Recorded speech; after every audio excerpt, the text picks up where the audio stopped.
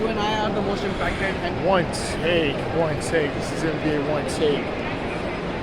Breaking news. This is January 23rd. Listen, this is breaking news. Look, I'm in Grand Central, obviously, but more importantly, the biggest thing. The season just happened. The biggest. I don't think anything bigger than that.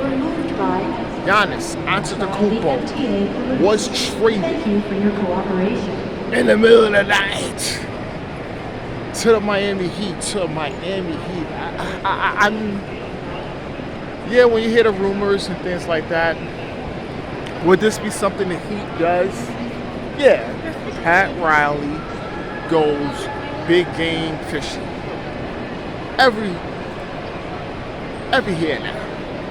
So Giannis is going to be going to Miami Heat, and this is what going. Keller Ware, the center, he's a good buy. Kind of mad because the Lakers were looking at him, as well as Jaime Jaques off the bench, instant scorer, like a Ginobili type guy. 107 and on then the lower level. This is a track change. Tyler Herro, their leading scorer, all-star.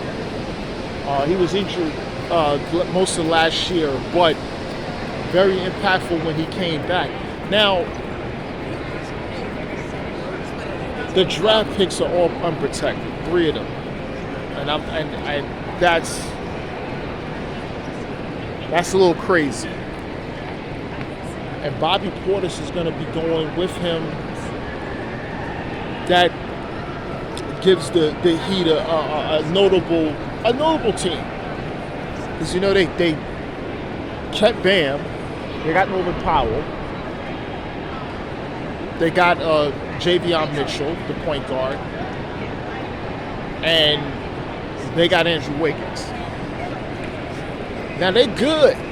I think this starting 5 is good enough for healthy. They can compete in the East.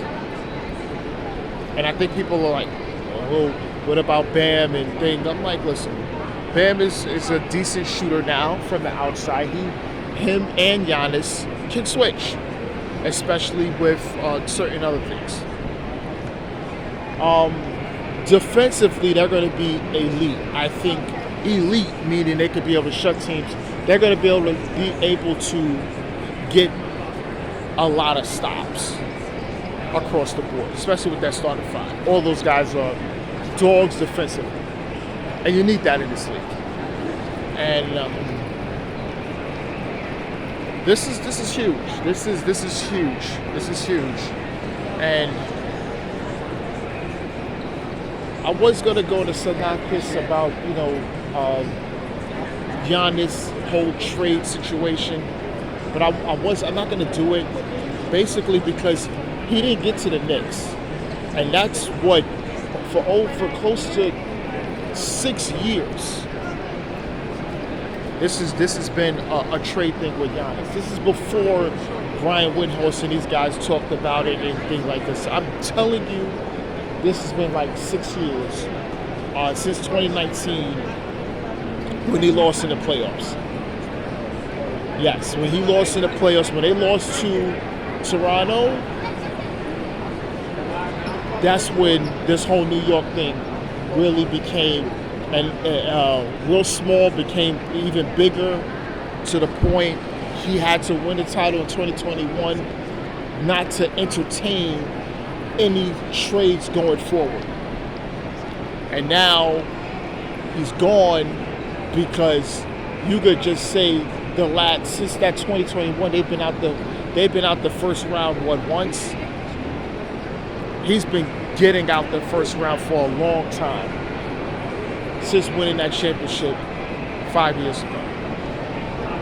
And now he's taking his talents to South Beach. And they have a team, and they can compete in the East. They can win. I'll see how everything goes, roster construction, and there's other certain things, but Giannis is on the Heat. Pat Riley did it again. He did it again. Now, there's another trade. I just told my daughter, I said there's going to be 3 trades that's going to happen before the draft. And Julius Randle, he's going to be on his way to Brooklyn. And Nick Claxton is going to the Bulls, and it looks like, and the Minnesota Timberwolves is going to get 2 first-round picks in this year's draft. They're doing that to shed money, because maybe Minnesota is doing that to shed money because they're going to give Iota Sumu a 5-year, $112 million deal, which I knew because I said he was going to be extension eligible, and I knew that, yeah, Iota Sumu is going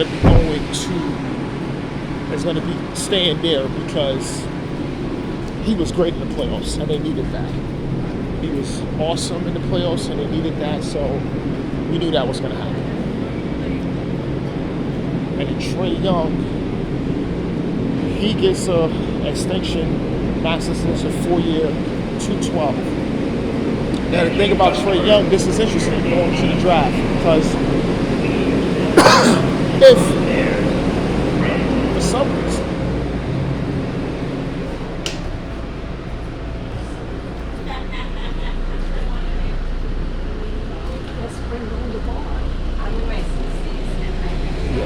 if for some reason he's not, then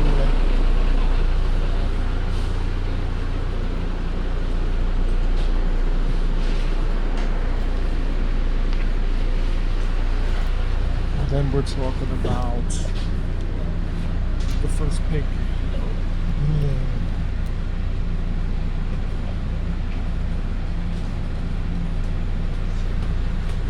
The first pick possibly being not agent, the dancer, because they committed to Trae Young. So now, what does that mean?